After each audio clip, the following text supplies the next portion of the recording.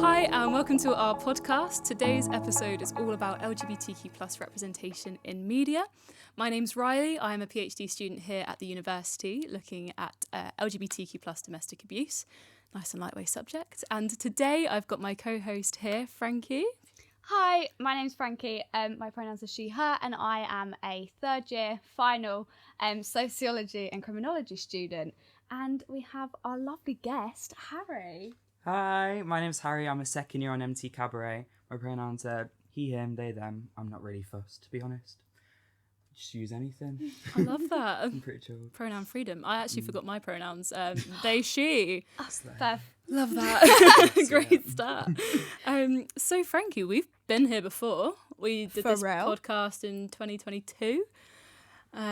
So you were a mere first year. A I was baby. A baby. Literally. You had short hair. Yeah, I watch it back and that's just not the same person. No. Like, I think with like either of us. No, we've been on a journey. A real journey. Yeah. I've got a master's now. Get it? You're about to have a bachelor's. I'm about to Like, time is finish. moving mad. So Literally. maybe in a couple of years you'll make a come back to this too with all your accolades. Actually, you know what? I would really enjoy that. Yeah? Yeah. We'll put you on the roster. Perfect. I'll be here. So, as mentioned, today's episode is about LGBTQ plus representation in the media. So for both of you, was there a reason why you decided to study at Chichester University? What kind of brought you here? Oh, am I going first? Yeah. Take this one. So I first visited in like August of 2021. I was in year 12 and I was just like looking at unis, MT student, finding the right vibe. And I was just walking around the campus and I was like, oh, that's a pride flag. Oh, that's a pride flag. Oh, wow, another one. And suddenly it felt like I was at home. And it reminds me a lot of where I'm from. I'm from the West Midlands. Like I live in a quite small village. And I was just like, this feels safe. It just felt right. And then I applied to the course. I got in. I had my audition and stuff. And I was like, yeah, this is where I'm supposed to be. So I'm here 2 years down the line. Quite enjoying it, actually. It's been really good. Yeah, Yeah. good. We'd love to hear that. I've loved it. Yeah, that sounds quite familiar to our stories as well when we came and visited, and you know, pride flags galore. So. Yeah, so many everywhere. Absolutely. It's just everything. I love it. Obsessed. Yeah. Literally, my mum saw it because she came with me. We came in about June, and there was just like pride flags all around the zebra, and she was like, "This is the place for you." And I was like, "Thanks, love." Yeah, now we're here. Yeah. Gorge. Love that for Yes. us. Love it. So you said you've been enjoying the course. So how has university life in general been for you? How have you found it? I've loved it. I'm not Yeah. gonna lie. I feel like it's crazy to me that I've been here for 2 years now, because it doesn't feel like 2 years. It's felt like maybe a year and a half, and time has just flown by. But I've loved every second of it. Like, I've definitely found myself more I've found myself more as a person than like I had before I came. And I think that's what uni's about. Like, it's moving away from the first time, moving away from home, finding a new place to live. It's a very big thing, but it's also really comforting to come into a place and you just kind of just spin around and go, wow, I just feel safe. And it's just lovely. Yeah. Aww. Yeah. That's heartwarming. It's just like completely new people as well, and just like people from like all walks of life that like I never would have had in like tiny little town. Like which I think helped me so much. And just like seeing like the people like I could almost like become. I think when I was in first year, I was like, okay, like that. So yeah, defo. Yeah, having that representation, even so, like if we take media out of the picture, just having real life role models, people who can kind of, you know, they've been through it, they did it, they got there, and they're living their best lives. So why can't you at the same time? No, So exactly. yeah. So before you came here and saw all of the pride flags everywhere, and did you actually do any research to see what universities were more accepting or you know, suitable to what you wanted out of university? So because I'm a musical theatre student, I was looking at like a majority of like drama schools, and a lot of them had like a couple of pride flags dotted about, and a lot of them were quite accepting. But I think the first thing that really shot out to me when I came to Chi was that as soon as I stepped onto campus, it was just one big hug. Like, I'm not quite sure how else to explain it. like I went to other places, I went to different unis, and I was just like, I didn't feel like myself there. And I was on campus for about 5 minutes, and I went, yeah, I can see myself here for the next 3 years, maybe even 4. Like, I can picture myself walking through these places. And I probably should have done a little bit more research, but I think I got a jackpot, basically. Got a little pot of gold. Yeah, winner, winner. Yeah. Winner, chicken dinner. Absolutely. So for both of you, being at university, so 3 years, 2 years, how have you found yourself within the LGBTQ plus community, or just in your own LGBTQ plus identity? I think I've definitely like grown in like the past 3 years. Like the way I identified like 2-3 years ago is completely different to how I identify now. And I think that was something I definitely struggled with a little bit, because I was a bit like, oh, if I like label myself, can I then change it? I felt like very in a box. And I think now I just like, I've kind of accepted the fact that like I'm just myself. And and that I don't have to look gay. I don't have to like act in a certain way to be like accepted. I think that's something that I think like definitely helped on my journey. I really feel that, because when I first came to uni, I was a bit like, oh, it's expected of me to like go out and look as camp as possible, and I was like, honey, let's be real, it wasn't very camp of me when I first started. And I think over the past 2 years, I have really grown as a person, both like within my own identity. Like when I first came to uni, I predominantly used he, him pronouns, and I had thoughts in my head. I was like, am I non-binary maybe? And for me, I don't label it. Like how I'm very open with my pronouns, for me, I am just Harry. And I've even like had conversation with my friends about it, and they're like, I have a friend who's queer. She's my housemate. She's my best friend. And they were like, I don't see you as like he, him. I don't see you as, you are just Harry to me. And I'm like, see, that's how I want to be seen. Okay. And I think that's something that is seen a lot more now from people around me, that I'm not just gay. I'm just Harry. It's just who I am. Yeah, and it's really important. I think at university you do find a lot of people who can just start to accept you for your whole self, rather than for like facets of your personality that people might just latch onto because gay is fun and exciting. You know, there's so much more to people, and so I'm really glad that you've both been able to find that community here, and it's helped you on your beautiful journeys, leading you to this podcast today. So in a broader sense, what does LGBTQ plus representation like mean to you? I think it's such a wide bracket. There's so much you can talk about when it comes to representation in the media, because LGBTQ plus as the community, the identity is so broad. You've got so many things that are ebbing and flowing and changing constantly, like the use of neo-pronouns, which is something it's been used in the past, but it's become a lot more present within like social media and different parts, like different gender identities, different sexualities than just the scene gay, straight, bi, and like with the asexual, aromantic, things like that. And it's a lot more, it's both that aspect, but also the social aspect of being LGBTQ plus and that community, because I think that the physical social side is very different as well. Like you go to gay clubs and you see things like that, and you often don't see the kind of insides of that on social media or in like mainstream TV. And I think it's something that when I was growing up, I was like, I'm feeling this way, but I don't know how to describe it. And then I ended up, I'm being truthfully honest, when Heartstopper came out, obviously massive movement for the LGBTQ plus community, because it's opened up so much representation. But when it first came out, I couldn't stand it because I was jealous, because there's so many younger kids now who are getting to grow up in high school and they're not being bullied and they're not being thrown the word gay at them in an offensive way. it's been accepted. Mm. Whereas when I was growing up, I used to get called gay every time I walked into a classroom, Yeah. just for the way I walked, and I didn't even know what the word meant. Yeah. And I think that massive change is so important. I think it's something that we need to strive for even more. Absolutely. I couldn't agree more. 100%. I felt very similar when Heartstopper came out, and I did watch it and I enjoyed it, but I was also like, where was this when I needed it? Especially for lesbian representation, there is so little. You've got the L Word, which was made in 2004, which has some very toxic tropes in questionable fashion, although it's coming back round.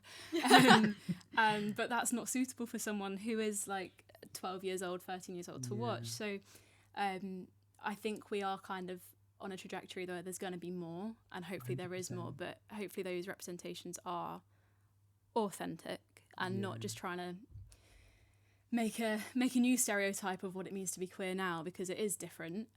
But yeah, hopefully it is getting better. And yeah, do you have any thoughts, Frankie? Yeah, I'd say, I think like representation to me is just seeing yourself like just in society and just knowing that there are like other people out there that are like you. And I think especially with like bisexuality, having it, like I feel like in society it's such labelled as this like stepping stone sexuality, and it's like I'm valid like either way. Like if I was to get with a guy, I'm just as valid in the community as I would if I got with a girl, for example. And just knowing like even in like media representation that like it's not this, like especially in Heartstopper, I found that like it was like really good representation to me, but in sex education I found Adam was like, I think someone who I relate to like one of like the most, because I think he obviously got with a guy, and then he got with a girl, and then it was just very much like, this is me, this is cool, and I was like, amazing. Yeah, so I think just seeing myself just represented in society was biggest for me. Have either of you by any chance watched Heartbreak High, the reboot? No. Oh my lord, I love that TV show with my whole heart. Actually, you must watch it, Frankie. So it's on the watch list. I'm putting it out there, I do think it's better than Sex Education. Its representation for all of the queer identities is incredible, and there's such a good narrative around asexuality as well, which I don't think I've ever really seen before. At Sex Education they touched on it, but this was actually working with a main character, and like he was very firmly asexual and working out with his partner what did that mean for them. So yeah, I definitely would recommend watching that. I will. It's so good, I'm not gonna lie. I binge watched the second season in like a day. It didn't take me very long to get through it, because I was like, that's a bit me. I'll just carry on watching. Also, you're gonna love the outfits. Oh my god! Yeah, you absolutely can't wait. love. Eat that fashion out. Brilliant. So we've spoken about representation and how that is important on an individual level, like being able to see yourself. But what do you think are the impacts of that on a wider scale? So for society, maybe for families, friends, etc.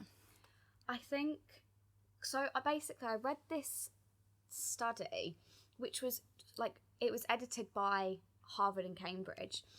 Harvard and Cambridge, and it was basically looking into whether bisexual men existed. And I don't know whether it was just because there was little representation in the media, but they were basically like, bisexuality in men isn't real. And this was 2020 that this was researched into, and it's like a fully published article and like research paper, and like at the end they're like, oh yeah, bisexuality is actually real. It's like, yeah, hun, we knew that. Like we knew that since ancient Greek times. Like there are quite a few here. So that just like absolutely blew my mind, that like we still have to like prove ourselves. We can't just say, oh, I'm bisexual. And they're like, actually, let me just do some research into that, just to make sure. Let me run some stats real quick. No. So I think just having like more representation in the media just would mean that people can see that like these people actually do exist. Like we do exist, like all of us. We're not just hidden in the shadows somewhere. I think that's biggest thing, because that just came as such a shock to me, because I was like, no way is that real. And then like looked into it and I was like, Gagged. Jaw dropped. Gagged. I think for me, I think one thing that it's like parents. Mm. Like when you come out to your parents, that is one of the biggest things, and you're like that pit in your stomach. You can, like, whenever you come out, you can always revisit it when it happens in your head. Yeah. And I was very fortunate. I had a very, like, I had a very fortunate coming out. My parents are very accepting. They always have been. And the one vivid thing I remember was I'd come down the stairs the next day, and I went into my dad's little office, and I saw on the screen a WhatsApp chat, and he sent a link of, it was like a guide to parents whose child has recently come out as queer. And my heart just went... Sob. Because I think that's one thing you really don't see in media, and how much both a positive and negative experience can affect someone. Like, one scene I think about a lot is Love, Simon, where they do... It makes me giggle, where they come out as straight. And they really show, like, all the different, like, kind of ways, the reactions to how people come out, and, like, how in one they're like, get out of the house, and in one they're like, it's okay. But that's about coming out straight. And then I just think it's, if it was one thing that could be improved, it's just not even how to be accepting, because that should come naturally. We're all human. We're all different people. It'd be boring if everyone was a carbon copy of the same person. Yeah, like, that'd be so boring. So boring. Like, why? Just be who you want to be. And, like, that representation of that acceptance, I think, is so important. Yeah. And it's something you don't see very often. Yeah. I think in TV shows, books, anything which is relying on a queer narrative, they quite often go for the worst case scenario to try and, like, dramatize it, and it's very it's trying to use it as a conversation point, but actually, why don't we celebrate when things do go right? Or actually, things can just be neutral. People can be like, all right, okay, that's fine by me, and move on. So maybe there needs to be more of the uplifting, the positive stories, rather than, you know, if you come out, you're going to get kicked out your house. And of course there is some reality to that, but I think the more that's focused on, the less we get space to celebrate what can be, and it can be beautiful, and it can be lovely. It can be just stunning. 100%. I think in a lot of, like, films or TV shows, it's like the coming out process or being gay is like their whole personality, and that is like almost how it's written. And I think, like, when you meet new people, sometimes that's almost what's expected. You're known as, like, the gay friend, and it's like, it's like, no, I have more to me, please. The token gay. The token gay, yeah, literally. Or you've got, like, the token gay on a TV show, and they're, like, really overly camp, or like comedic like relief. this, and it's just, it's nice to see it not being like someone's whole personality, and there being more aspects. So, like, in, I think it was Feel Good, there's, like, so much more to, like, that story than it being like a queer love story, which is great. That's a really good example, actually, of a TV show which has, like, queerness in the centre of it, but it isn't all about that, and it's very funny, well written, and has the moments for, like, the peaks of the experiences, and also when things don't go so well. It's gonna the whole journey. So for either of you, do you have any positive media role models that you in particular look up to? I don't know. I need a second. Reel them off, Frankie, if you've got them. Okay, let me think. Big Renee fan. I Renee knew Rapp. that was coming. So true. Sorry. No, that's so fair though. I actually shared a magazine page spread with her. I saw. Yeah, we're basically best friends. I'm jealous. Don't even. Didn't meet her. me. So just Renee, I was like, listening. no way. Honestly, I love, and I think, obviously, it's very new that's come out, but I Kissed a Girl on BBC. I'm waiting to watch it all because I know I'm going to get fixated. I won't spell anything, but just, like, the representation on that, and just, like, seeing how, like, happy these girls are, just, like, falling in love with each other. And I was like, oh, like, you know how long we've wanted, like, a queer Love Island. Yeah, so needed. I remember, like, tweeting about it back in like 2018, being like, please have a queer Honestly, Love Island. So having that now, great, and I think they're definitely going to become like little role models. Oh yeah, absolutely. I think I've got one. Yeah. Shutigatwa being Brilliant. Incredible choice. the new Doctor for Doctor 100%. Who. I grew up on Doctor Who. That was like something me and my family bond about a lot. Love Doctor Who. I need to watch the 2 new episodes, but the fact that he's come into this role and it's just so positive, and like there is like there's not an ounce of is the Doctor gay? There's nothing. It's just the Doctor's being the Doctor, and Doctor Who has been camp since day dot. Like, come on, season 10, David Tennant. Let's be real, that man was one camp Doctor. Yeah.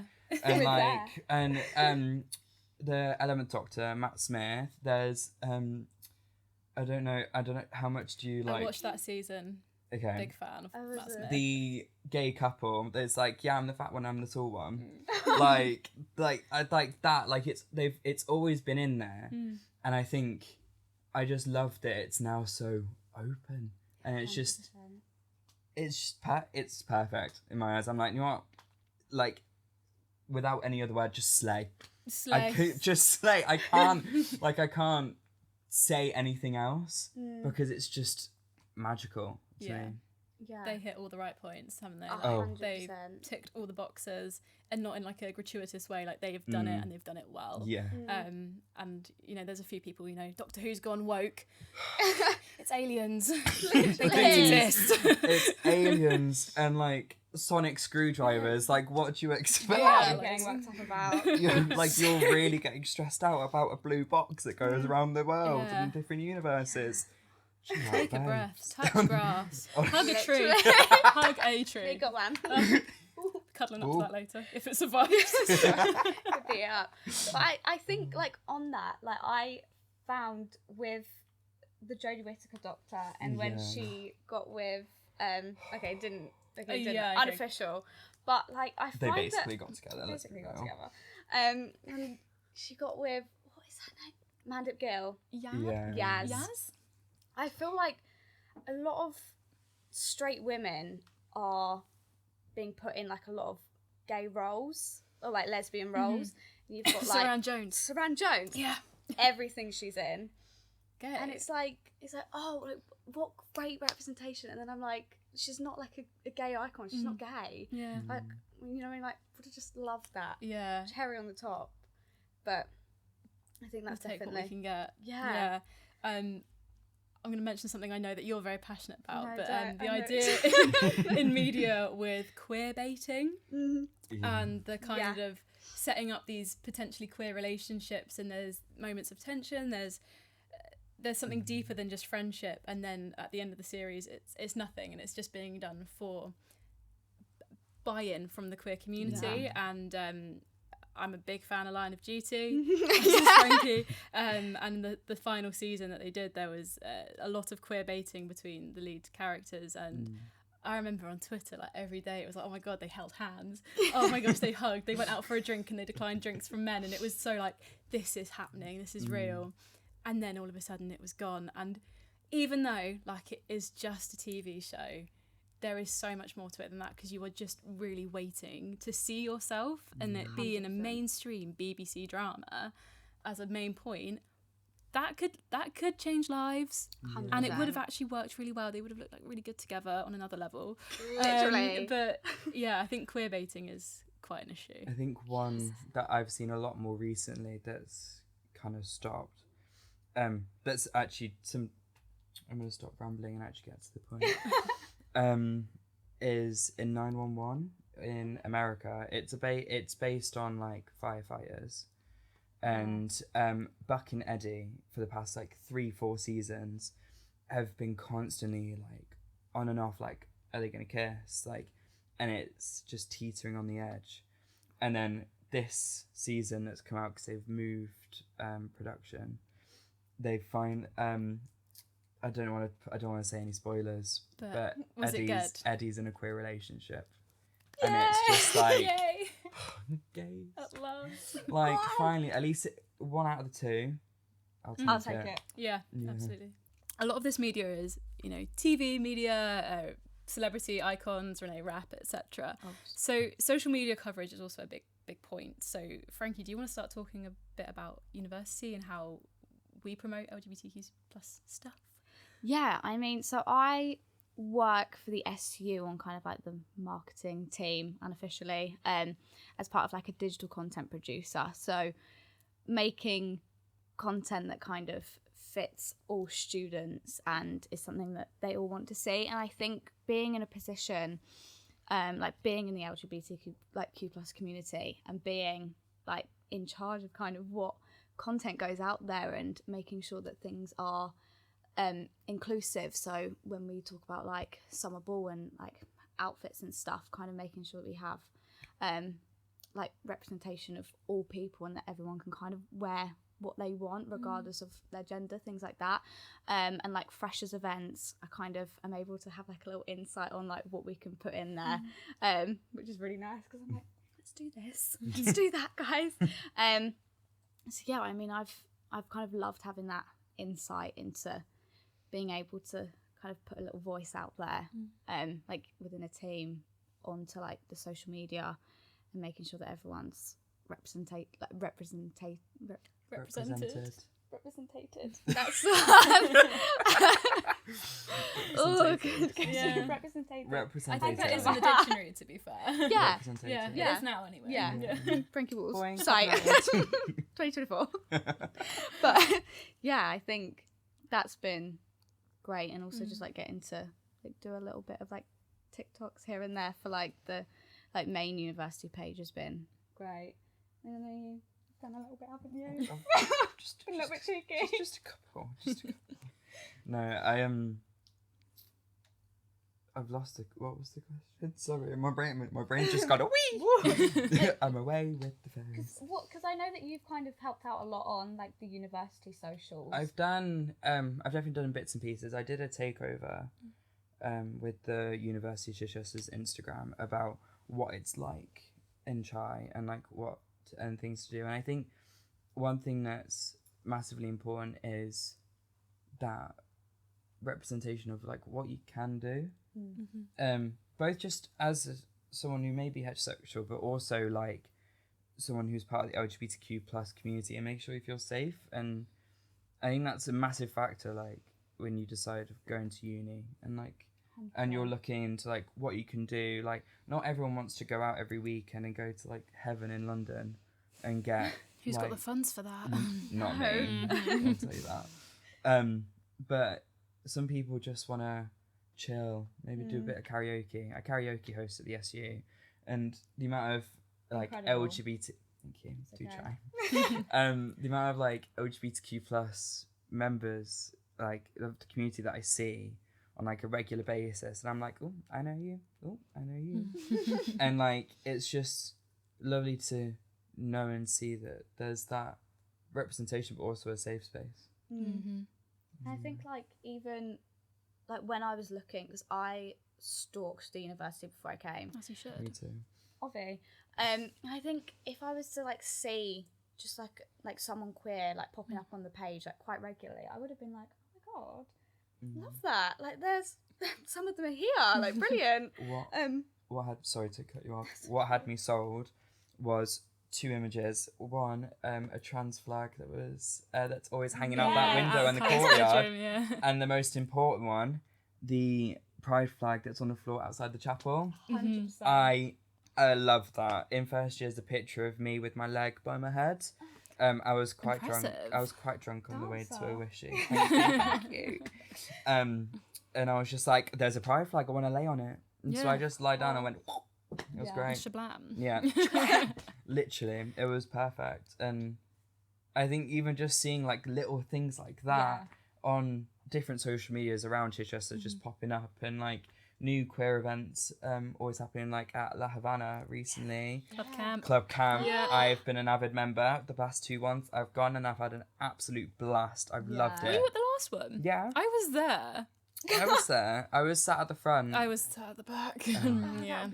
I was sat at the front. Did I have I think I had a corset on. I was dancing. I played the ring toss game. That was you. That was me. I saw that. Yeah. I loved that. I was very bad at it. Yeah, I remember. That's incredible. No, it's just, and like also with Chichester Pride coming up and like things like that, it's just incredible to see over social media, I think. Yeah, and the university itself is a sponsor of Chi Pride, so it is also that thing of put your money where your mouth is. It's not just like, oh, we put a pride flag down, we're done now. There's some like actual grassroots stuff going on, so it's nice to see that it's not performative, even though we know it's not. We've got that lived experience, but for those who are outside, you know, it is true that this place is full of allies and gay people. We're all over. People, all over campus. And the thing is, you recognise each other. It's one of those things you can spot a queer from a mile away. Sniff it out. Yeah, it was like, oh, yeah, I know you. I know you. It was like, I think it was one of my first shifts at the SU, and I met Frankie, and I went, oh, that's someone I'm safe with. That's who I need to be. Yapping up and down the bar, like, hi! Like that. Honestly, the best time. One of my best shifts easily. Yeah, and I think like the SU, it's so inclusive, and I think there's so many gays behind the bar. So many. Like, I've not been for a while, I'm not gonna lie, but They're all love this news. Can imagine. So many gays. So many gays. It's perfect. brilliant, and it's such like an inclusive work environment as well. I think that's kind of like what made me go for officer as well, and then obviously all three of us. Yeah. Oh my god, So- all three of us Yeah. Three of us, generations. in the same room. Literally. Unheard of. History. Get a plaque History. on the wall. Honestly, yeah. We were here. I think we should go right there. Right in the middle. Right in the I think middle. it's Signatures. pride spot for us. Yeah. Yeah. 100%. But yeah, so I was LGBT officer in my 3rd and 4th year, so yeah, just gone, and then How did you find it? oh, it was great fun. Like Loved the it. first year in particular, I was like, right, I'm going to do a master's, and that's next year, and that's going to be so hard. So everything I want to do it now. Yeah. So pushed for everything as hard as I could. So we got pronouns onto the staff and student interface. So when people sign up, they can put their pronouns in, changing names without needing to have a deed poll, which benefits not only the trans community but everybody. You know, 100%. some people just don't like their names. That's fine. So true. And what else did we do? We got sanitary bins in some of the men's toilets for trans masculine students. We got the pride flag down on the floor just for you to put your leg up on. Honestly, highlight of my first year, I'm not gonna lie. I'm so glad. I was a silly fresher, and I'm so okay with that. I'm so glad. I love that. But of course, there's like the rainbow wishes, which is still going on now. Yeah. And I remember the second one, so last year, and a second year student came up to me and they were like, never in a million years did I think I could go to a university where I could wear like a mesh top and a harness and like no one's gonna look at me funny, and like it doesn't matter that this is like the gay wishy, I could do this on any wishy and no one's gonna care. And they were like, I'm just like so grateful, and they were pouring their heart out to me, and I was like, you're so welcome, it's a club night, but I'm so glad this means so much to you. And you have people coming up and saying that how important something that might seem small to you if you've come far enough in your own journey, but actually it's all those stepping stones for other people. So yeah, it was a lot of hard work, but we reaped the benefits, and you know, got recognised nationally as an inclusive university for the queer students, you know. So we're making moves, and then pass the baton on, and I know, and on again. Gosh, but yeah, I felt like when I did it's quite daunting when you first start, Big time, because it's like, oh, there's so many things I want to do, and obviously you create a manifesto, and it's like, this is what I'm going to do, this is what I'm going to implement, and it gets to it and you're like, ooh, where to start? But I did a lot of focus on Trans Awareness Week.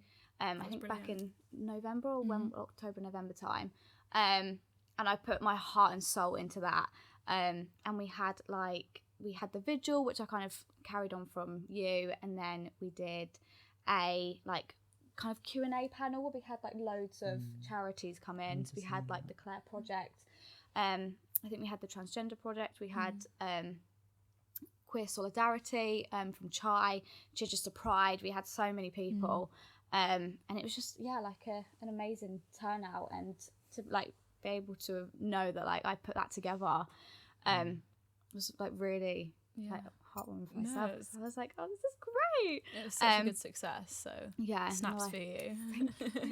Thanks, guys.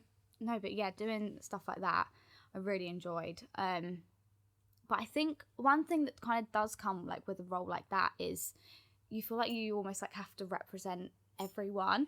And I felt like, especially when in Freshers Week, when I did like a big queer meet up type thing, so that all of the new freshers could meet all of the other gays at the uni. And when I did it, it was the first time I'd ever really felt kind of a little bit like odd in myself, because I was a bit like, oh, am I valid enough to like do this? Because I was like, this is really weird. I was like, I don't look gay. Are they going to think I'm like some straight girl that's just like come for the fun? And I was like, oh no. And I was like, and I really battled with that for like a good few months. But I think I needed that to then realise that I was like totally okay. Like I was kind of a different type of representation. Like just because I'm feminine with like within the LGBTQ plus community doesn't mean I'm not part of it. We're not going to revoke your gay card. No, exactly. I was like, please Sorry, give it to me. It's been expired. You didn't put the subscription in time. I know, pay the money. But yeah, stuff like that. So it definitely came as like a whoa, didn't know about this, but thank God I kind of did it and almost like battled with it a little bit, because then I realised like just a different type of representation, and I like that. Have either of you ever experienced that in other queer spaces? Because I know I have. Yeah, even like now, where I'm like very confident in who I am, there is always that thing of like, oh, is this enough? But it is. Yeah. For me, 100%. sometimes I'm like, it's such an odd thing to say, because I'm a lot sure of my own identity now than I was like a year ago. But even now, I'm like, I second guess myself, like, am I gay enough? Yeah. Like, and I think that's one thing every queer person really thinks about and experiences. Like, for me, like, don't get me wrong, there'll be times where I'll go out in a corset, pair of heels, and a cute little vest top. But also, like, sometimes I do just want to go out in jeans and a t-shirt. And I'm like, but the first thing I think, I look in the mirror, I'm like, do I look gay enough? Like, I'm about to go to club camp in at La Havana, and I'm like, do I look gay enough? Like, it's that isn't a thought anyone should have. No. But sadly, it's a thought that I think a lot of people do have. Yeah, it's almost like a way to like reaffirm yourself from the outside. Like, it's like, if I look it, then I am it. Yeah. When actually, it doesn't matter. It's what's in your heart, right? Yeah. And Exactly. That's how you are. feel. It doesn't matter. It doesn't matter what you are from the outside. It's who you are on the inside. That's what counts. 100%. And I think like with like bisexuality, it's almost, you either have to go like the whole way, or like, so if it's like, oh, I'm bisexual, but then you kind of have to like women at the end of it. It's like this one big train, and it's like it's not like that all the time. And it's like okay to jump between like identities, like that is completely fine. Like, you don't have to dress gay, you don't have to dress like in a certain way to be accepted by a community. But I definitely think like within the LGBT community, sometimes there is that pressure to, we get pit against each other sometimes. 100%. Whenever I see any like members of the community tearing someone else down, I'm just like, no, we need each other, especially in like not to bring it down, but the times we're facing at the moment with like the news and rhetoric going around, we need each other, and we need each other to be strong. Why are we worrying about if someone's wearing eyeliner or not, or if someone's wearing boys' clothes rather than girls' clothes? Exactly. And at the end of the day, it's a piece of fabric. Clothes don't have gender. Like, for real. gender is a construct. Tear it apart. It's literally there to just separate us. Why would you want to do that? We're, at the end of the day, like, we're all human. We're all people. We should all be going through it together, whether you're queer or not. And I think, doubling off what you said, where it is like queers going against each other, like queer people fighting against each other, it's something that it really hurts. Because why? And you should never feel like invalid in your own community. It's just such a rogue thing, but like it definitely happens, like so often. Yeah, for sure. Come together, guys. Yeah. Come together right now. The Beatles said it, let's do it. Exactly. So you're now in the LGBT officer role. Here I am. Well, not yet officially. I've got another month. Okay, well, we'll hold off celebrations then. But no, celebrate. I'm really happy about it. Good. No. Do you have, so what's like your main trajectory? What do you want to do? for me, I've got a couple of things I want to do. Mhm. Talk us through. Trans Awareness Week is something I really want to keep on top of, so Yeah. to speak. Like the vigil is something that I came to when I was a little baby fresher, and I think it was so important for everyone to see that. So that's something I want to keep doing as well. I've got two of, I call it like my not top priorities, but something that I really want to see if I can implement, and that is I want to write a leaflet, such a booklet, to help with pronouns, because I especially think for the older generation, they don't always understand it. And I know it's not hard to understand, but when you grow up in a certain way, they can struggle a lot more to adjust to it. So I want to write a booklet that explains how you should adjust pronouns for specific people, and that if you don't know what the pronouns are, they, them, honey. Yeah. Nice and simple. Go nooch. And another thing that I want to see if it's possible, it's something I've thought about more recently, is on the student ID badges and staff badges, putting pronouns on them. Yeah. And seeing if it's possible, and have a conversation with the SU and the university and see if that's possible, because that way it's something small, but something so small can be so meaningful. 100%. Because no matter, like, you wouldn't look at me and go, they might use they, them. Because I don't always present in that androgynous or feminine way. Yeah. And I think just having little something on something that is out quite often, because a lot of people wear their lanyards around uni, or they'll use it to tap in, things like that.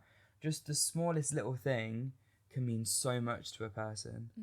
In my teaching role, so on my lanyard I have my pronoun badge, and it's not been picked up by many students, but some students come up to me and they're like, oh, I've seen your badge, and I'm like, yeah, and they're like, where can I get one? And it's like, even just being like, oh, here's the website, or like, oh, you can make your own, or, you know, it's having that small conversation with maybe like a first year fresher who's maybe not sure where to start, maybe they've not had exposure to it, but it's yet again those little symbols which signify a safe space, and that it's okay to be yourself. Well, I'm really excited to see what you do. You're gonna do amazing, sweetie. I think I'm also planning on doing a lot more drag nights. Brilliant. The drag's coming to the SU, and oh honey, she's coming at full force. She's coming to stay. She's here, and she's here to stay, and I can't wait. Amazing. I can't wait to see what I bring up, because sometimes I'll have random ideas in the middle of the night, and I'm like, you know what, that's such a slay idea. Go me. Yeah, I love that for you. Do you keep a notepad by your bed? No, but I keep my brain, and usually By the bed. But it's just, that's reliable. Always, yeah. Relate. I sometimes take it out, and I just leave it there, and I'm like, So true. I'll come back to it in the morning. I love that. It's a great way. I might actually start having a notebook by the side of my bed. I find it really helpful. It's really good for like dissertation season, because you'll be falling asleep and you're like, oh my god, this is a really good sentence. I literally did that last night. Yeah. I was writing my comparison. I had 500 words to write a comparison about this essay I was doing, and I was in bed about to fall asleep, and I go, yeah, Les Mis. And I'm like, wow, I've come up with such a perfect start. And I woke up this morning and I forgot it. And I was wow, perfect. Yeah. Notepad. Notepad, honestly. I'm going to have one for next year. Yeah. So at the uni, in the psychology department, which I'm proudly part of, we have been commissioned by West Sussex County Council to do an LGBT mental health needs assessment, looking at children and young people, so from like the ages of like 11 to 25, and looking at what is actually needed on a county level to try and make sure that young people feel safe and accepted. So we spoke to parents, we spoke to educators, as well as carers, and kids who were homeschooled, kids who were in Catholic school, kids at university, and we actually found a lot of the stuff that we've been talking about. One of the main things was representation, and as someone who was working on the project and is very queer and loves gay representation in media, I kind of presumed that was going to come up, but I didn't actually realise the extent of it. Into how that can actually do such it can be so influential for one's mental health and well-being, just to feel okay and feeling safe. So that was a really important project, and it's not all been released yet, so I can't spill the beans too much. I'm sorry. But that is, I think, another demonstration of this university, and not just on like student level, staff level. We're so committed to trying to better, not just university life, but try and have an impact on a wider level. So 100%. county, and next will be the whole of the south, and then it'll be national, international. God could only hope. It gets that big and gets that traction. But with yourselves and your degrees, have you found that you've been able to pursue interests like as part of your queer identity? Yeah, 100%. 100%. I think Yeah. a sociology degree, Mhm. like, I yap. Like, my first essay, I was like, okay, what can I do? Gays. Yeah. So that was my starting point. And I've done, like, so many essays, so much research. Mhm. And I, like, even had the idea, like, originally to do my diss around kind of, like, the trans debate, or around, like, the representation of, like, queerness in the media.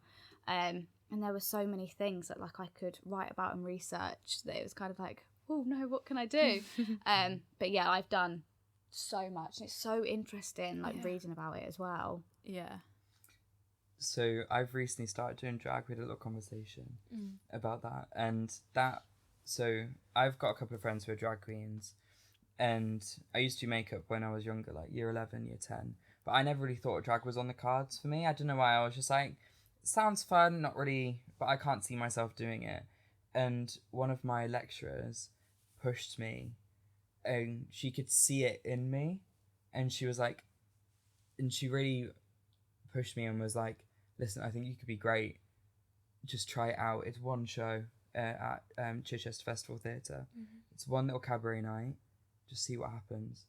And I wrote like a 8-minute little drag, like, cabaret comedy sketch.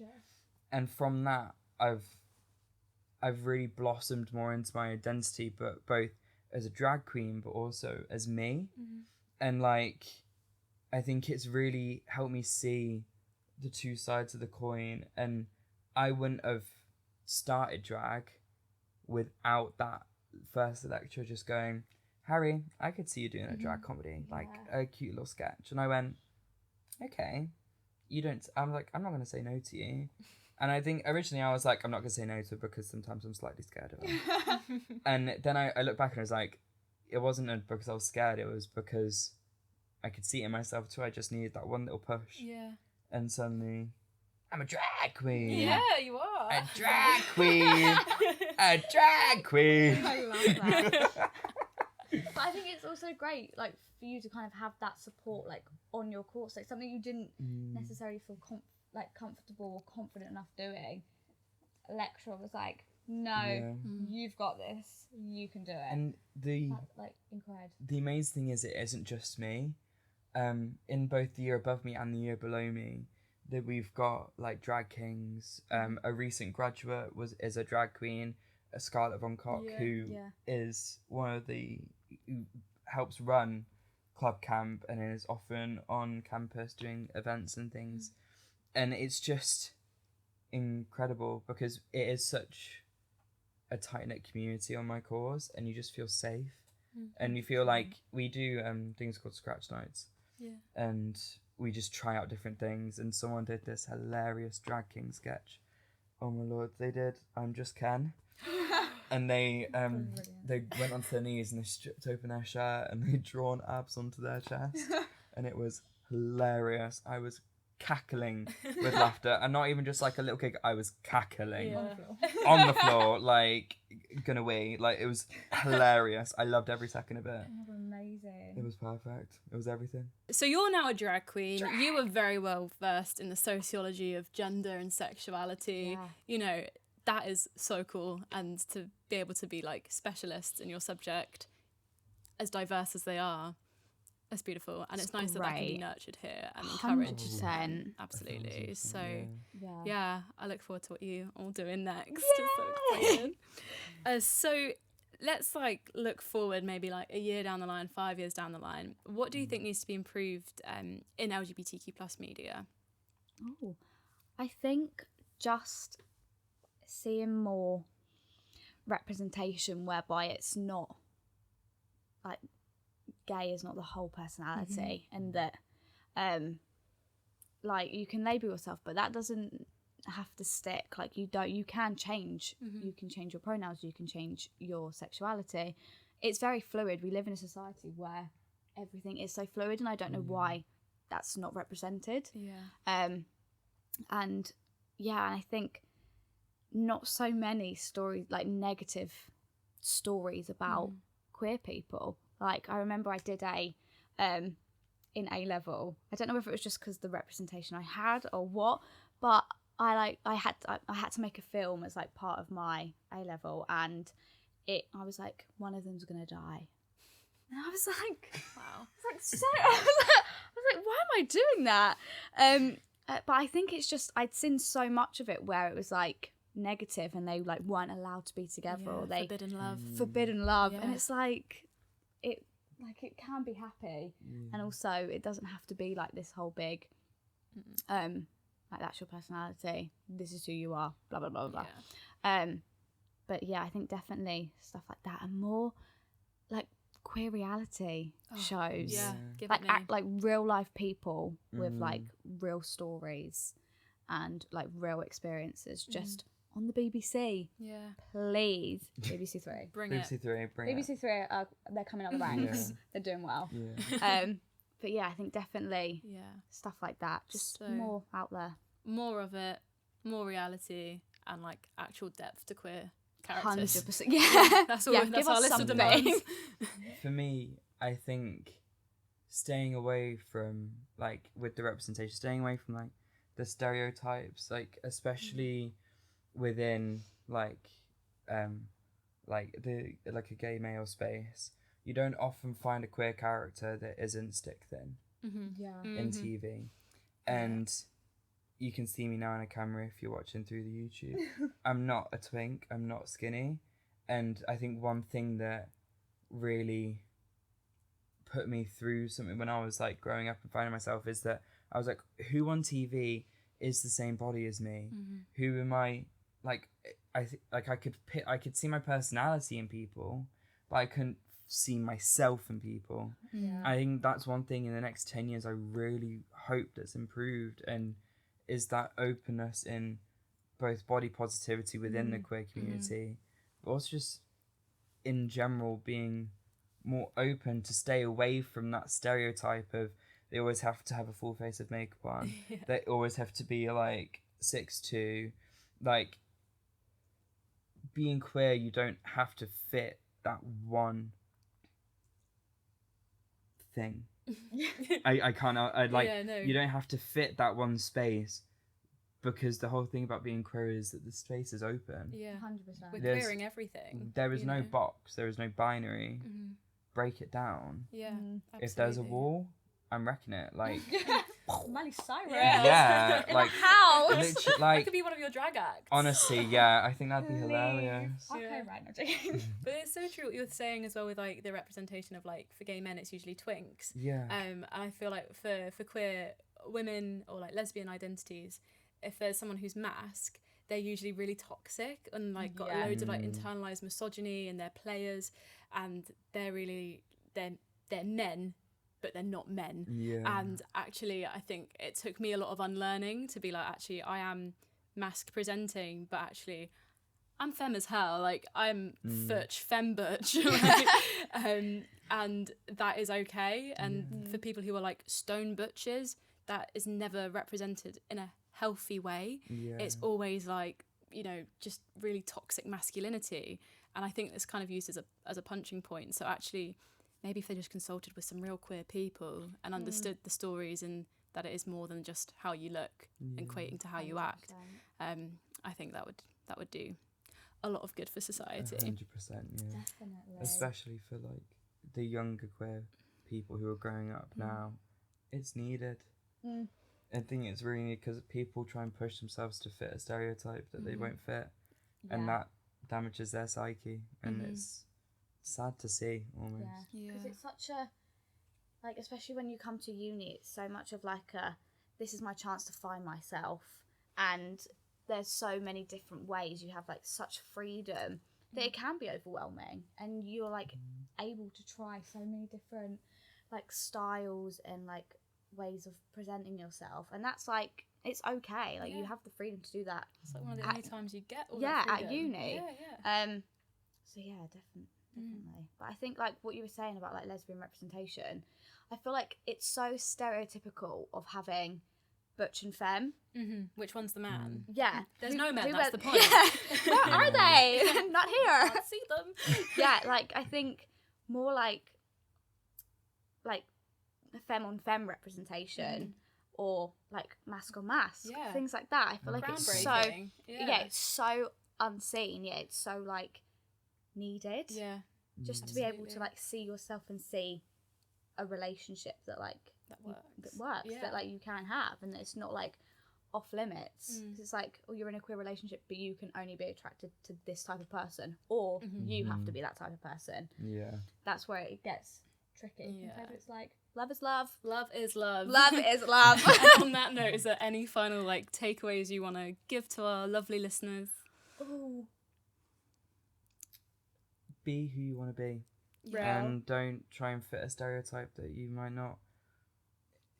Just don't try and fit stereotypes, because they're stereotypes for a reason. They're not reality. Yeah. The most important thing is being yourself, and having that, and by being yourself, you're representing your community. Definitely. And I think like queerness is a journey. It's not this one strict path for every single person. Like it varies, and just knowing that like that is okay. There's almost so much pressure to like put a label on it as soon as you like have the thought of, oh, I might be gay. It's like, okay, well, which one are you? And it's like, whoa. So I think, yeah, it's not one straight path, and it's okay to experiment, and it's okay to find yourself 3 years down the line. Like, that's okay. You don't have to put a label on it straight away. And you can swap, you can change.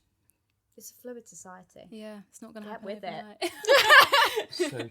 Literally. Snaps. Love what both of you just said. So Thank thank you for joining us, and good luck with, your dissertation is due, so good luck with Yeah, that. thanks. Good luck with your final year, Thank you. and I will see you both around for sure. And for everyone listening and watching at home, you can follow us on our socials, and thanks for listening.